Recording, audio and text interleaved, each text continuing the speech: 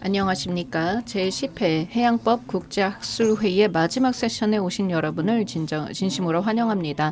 점심 식사 맛있게 하셨기를 바랍니다. 이번 학술회의의 마지막 세션의 주제는 지구해양 공유제를 위한 해양법 기구들의 역할입니다. 그러면 이제 본격적으로 패널 분들을 모셔보도록 하겠습니다. 이번 세션의 좌장은 알마스 포터 이틀로스 재판관님께서 맡아주시겠습니다. 재판관님 진행해 주시죠. 감사합니다. 안녕하십니까. 여러분, 동료 여러분, 참석자 여러분, 학생 여러분, 여러분들을 제4 세션에 환영하게 되어 매우 기쁘게 생각합니다. 우리가 본격적으로 시작하기에 앞서서 대한민국 외교부와 대한국제법학회 측에 감사의 말씀을 드리고 싶습니다. 또한 이틀로스에도 감사의 말씀을 드리고 싶습니다. 훌륭하게 이번 회의를 준비해 주시고 따뜻하게 맞아 주셔서 감사합니다. 또한 이러한 열띤 토론에 함께해 주시는 모든 분들께 감사의 말씀을 드리고 싶습니다.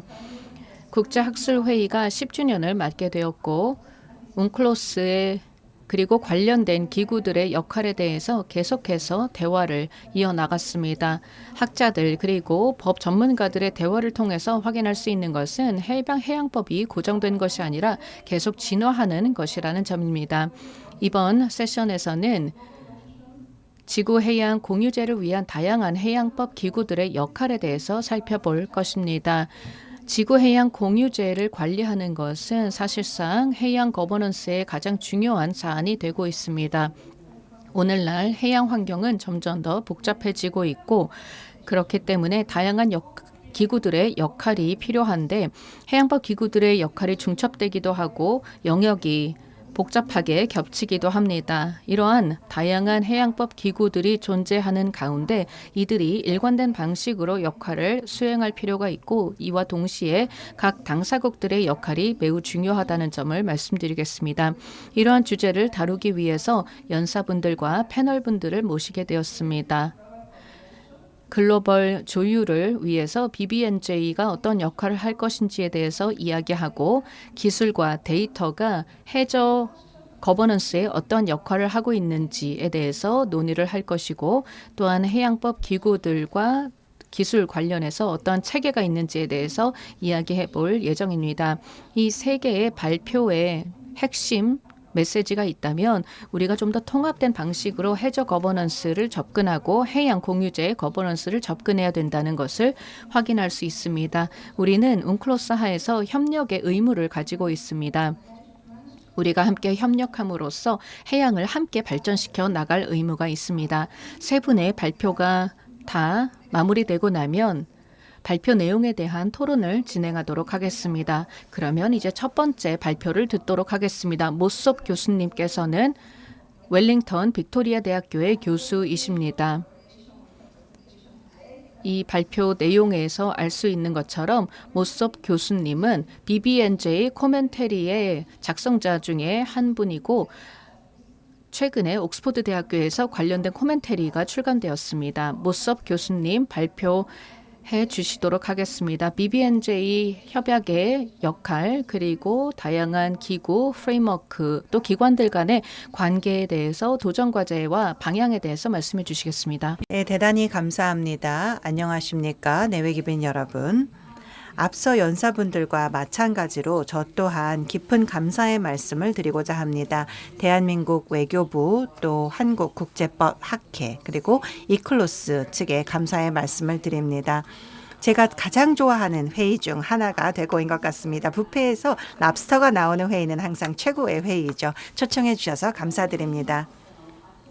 패널의 주제에 맞춰서 제목은 BBNJ 협정의 역할에 대해서 말씀을 드리고자 합니다. BBNJ 협정에 대해서 잘 모르시는 분들을 위해서는 국가 관할권 이원 지역 해양생물 다양성 보전 및 지속가능 이용 협정이 되겠습니다. 해양법에서 관련된 모든 것들은 BBNJ와도 관련이 있다라고 생각해 주시면 좋을 것 같습니다. 오늘 발표를 통해서 아주 간략하게 BBNJ 협정에 대해서 말씀을 드리도록 하겠습니다. 익숙치 않으신 분들을 위해서 설명을 드리고 그 다음으로는 다양한 협력계 모델들에 대해서 BBNJ 협정에 맞춰서 말씀을 드리도록 하겠습니다.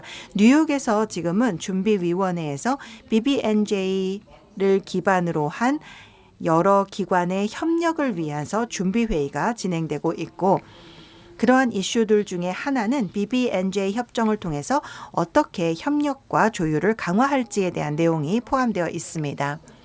실제 본론으로 들어가기에 앞서 한 가지 말씀을 드리고 싶습니다.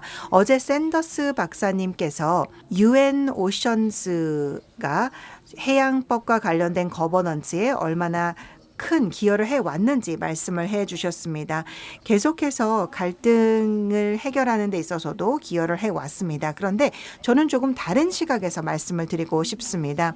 2019년에 정부 간 과학 플랫폼이 모였을 때 보고서가 출간이 되었는데 100만 종 이상의 생물이 지금 현재의 상황이 지속된다면 멸종된다라는 결론을 출간하게 되었고, 이 100만 종의 상당수가 해양 생물종입니다. 따라서 해양은 굉장히 어려운 문제에 직면해 있습니다. 산소의 양이 줄고 있고, 또 생물 다양성이 줄고 있고, 또 어업과 같은 다양한 인간 활동으로 인해서 해양이 계속해서 많은 도전 과제에 맞서 있고, 이것이 식량 안보와 해양 환경 보호까지 이어지고 있습니다. 따라서 현 시점에서 우리가 생각해야 하는 것은, 우리가 생각해야 하는 이슈가 생각보다 굉장히 광범위하다라는 것입니다. BBNJ에 대해서 모르시는 분들이 많지는 않겠지만 BBNJ는 2023년에 체결이 되었습니다.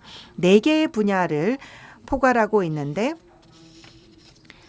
예를 들어서 국가 관할권 이원 지역 내의 해양 생물 다양성 보전을 포함하고 있고, 또한 구역 기반의 관리 수단을 포함하고 있으며 환경 영향 평가를 위한 절차를 포함하고 있고, 해양 분야 역량 강화 및 기술 이전을 위한 내용도 담고 있습니다. 특히 개도국을 위한 기술 이전을 담고 있습니다.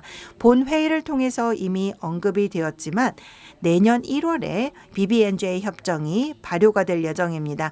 60개 비준국이 필요했는데 지금 현재 75개 비준국이 탄생했고, 그 숫자는 더 급격하게 늘어날 것으로 기대가 되고 있습니다. BBNJ 같은 경우에는 해양법 하에 3번째 협정으로 보통 언급이 되는데, 첫 번째, 두 번째 협정과 세 번째 협정의 차이는 제도적인 틀이라고 볼 수가 있겠습니다. 예를 들어서 당사국 회의, 사무국, 과학기술위원회 등이 포함되어 있기 때문에 그 구조가 굉장히 다르다라는 것을 볼 수가 있습니다. 발효가 되면 의사결정 과정이 있을 것이고, 당사국이 중요한 이슈들을 논의할 수 있는 절차들이 포함될 예정입니다. 그렇다면 새로운 협정과 기존의 도구, 프레임워크, 기구와의 관계를 생각해 보면, 기존의 도구, 프레임워크, 기구를 제가 IFB라고 부르도록 하겠습니다. 본 협정은 관련된 법적 도구 및 프레임워크와 관련된 글로벌 지역, 하위 지역의 부문별 IFB를 훼손하지 않는 방식으로 해석되어야 하며, 제5조 2항을 보면 훼손을 하지 않을 뿐만 아니라 도구, 프레임워크 및 기구와의 일관성을 강조하고 장려한다라는 내용이 담겨 있습니다. 당사국 회의에서는 해양 생물 다양성의 보존과 국가 이원 지역에서의 지속 가능 이용을 위한 노력 간의 일관성을 촉진하기 위해 노력한다라는 내용도 담겨 있습니다. 이와 같은 내용은 우리가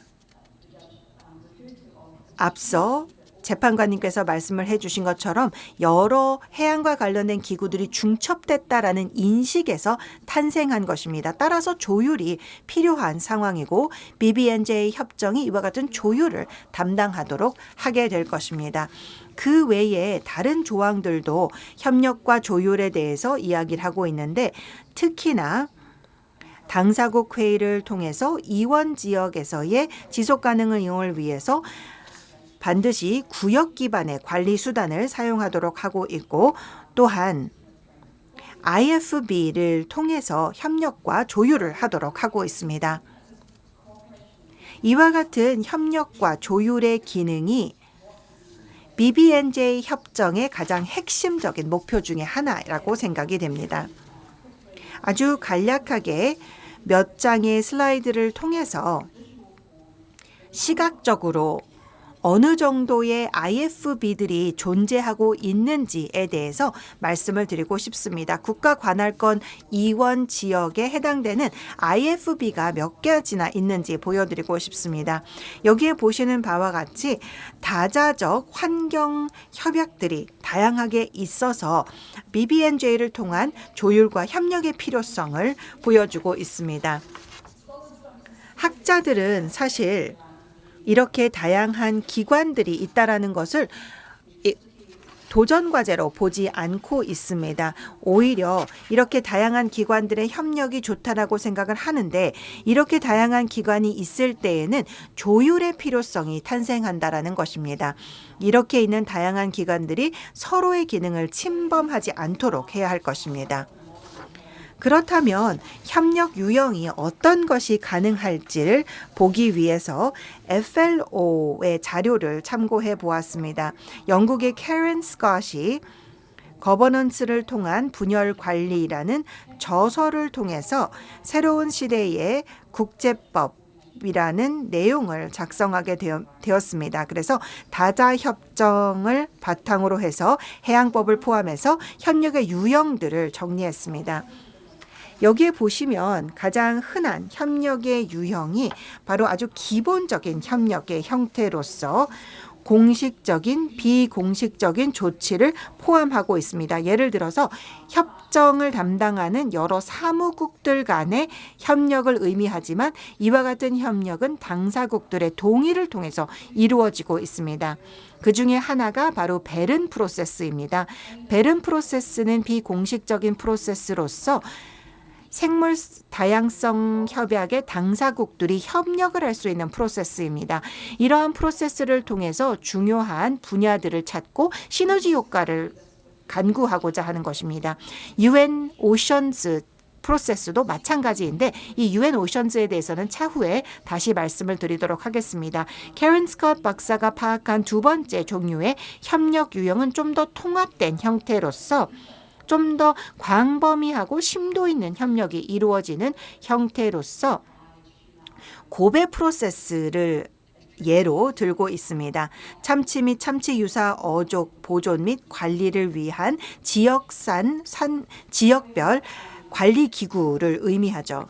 아마도 좀 더 통합된 형태의 협력의 대표적인 사례가 바로 바젤, 노트르담 그리고 스톡홀름 협약 간의 협약이라고 생각을 합니다. 이와 같은 세 개의 협약이 시너지 프로세스를 만들므로써 사무국도 기능을 통합하게 되고 또 협력을 통해서 프로그램을 개발하고 있습니다.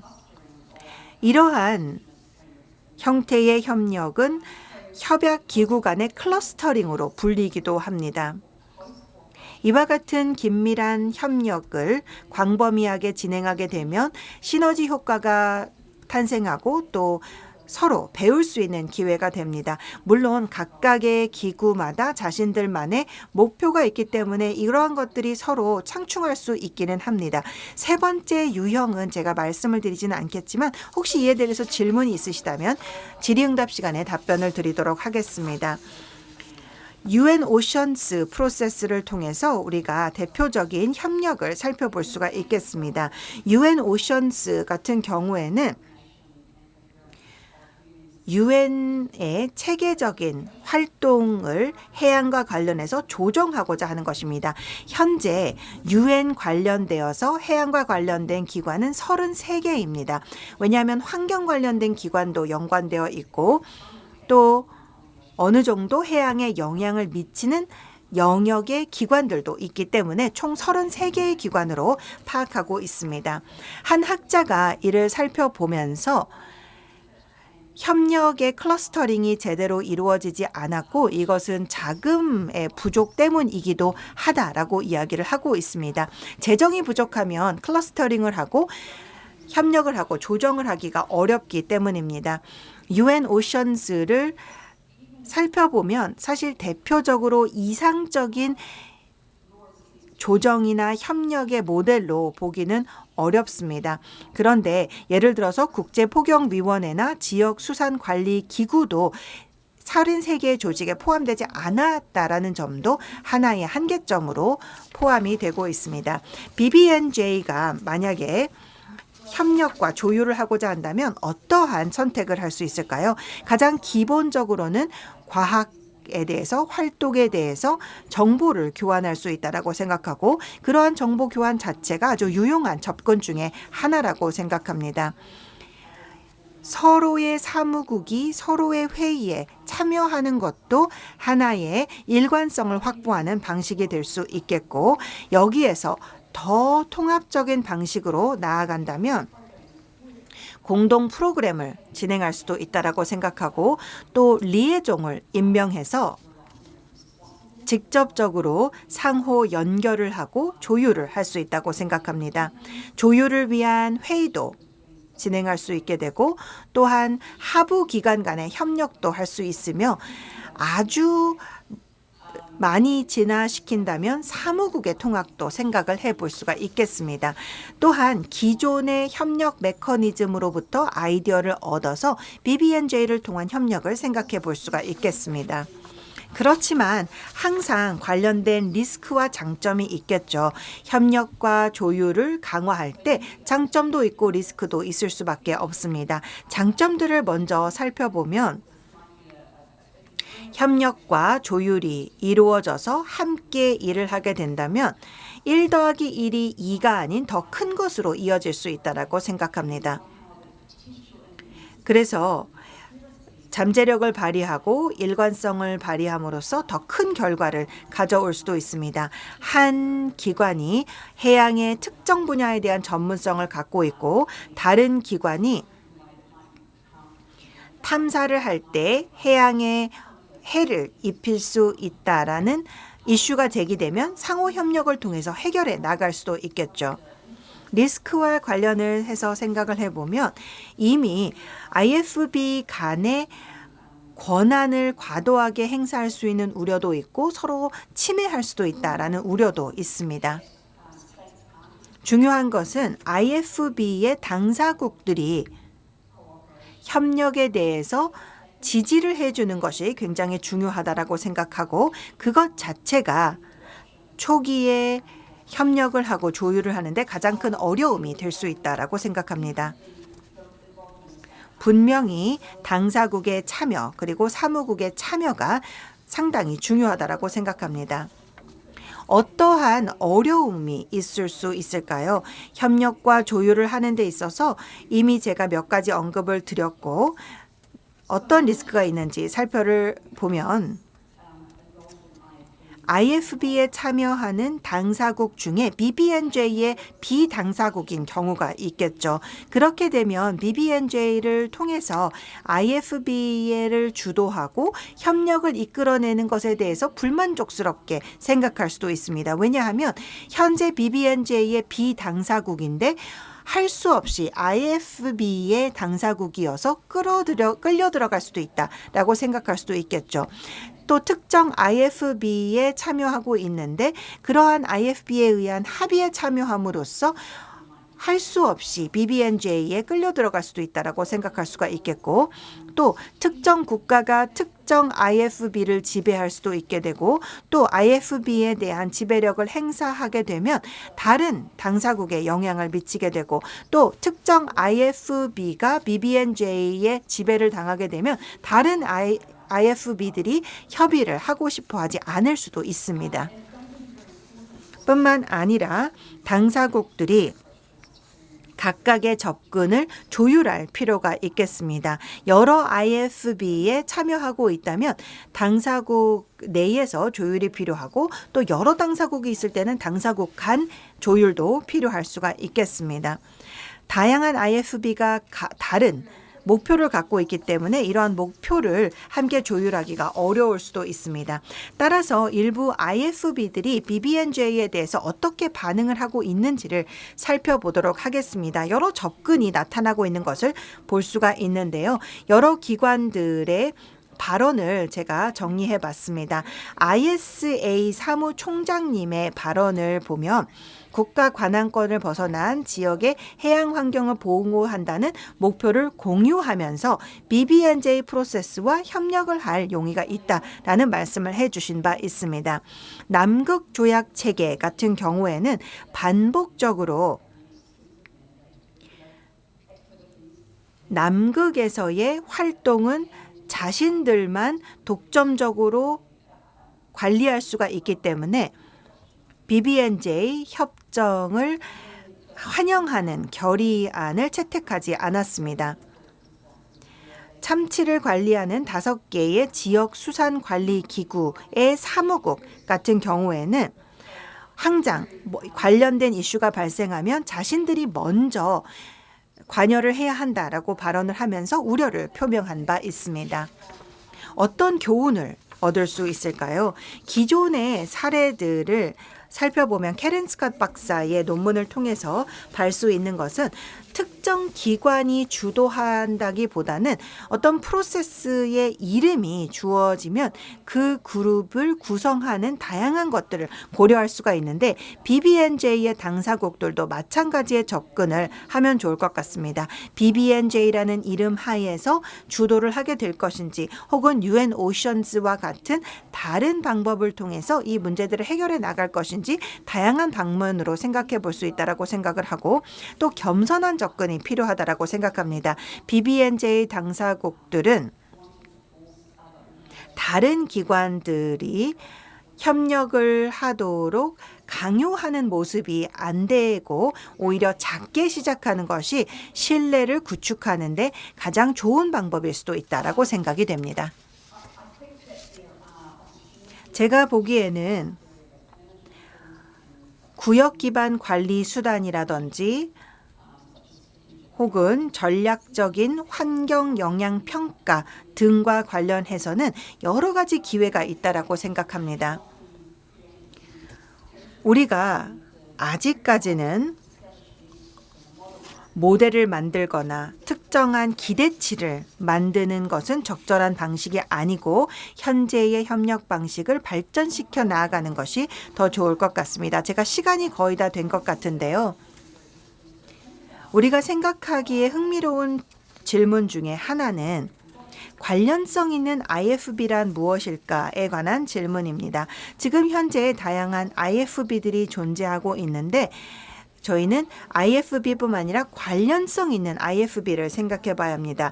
조율과 협력을 위해서 다양한 IFB들에게 열려 있을 수 있다라고 생각을 하고, 다양한 IFB와 협력을 하고 조율을 할 수 있다라고 생각합니다.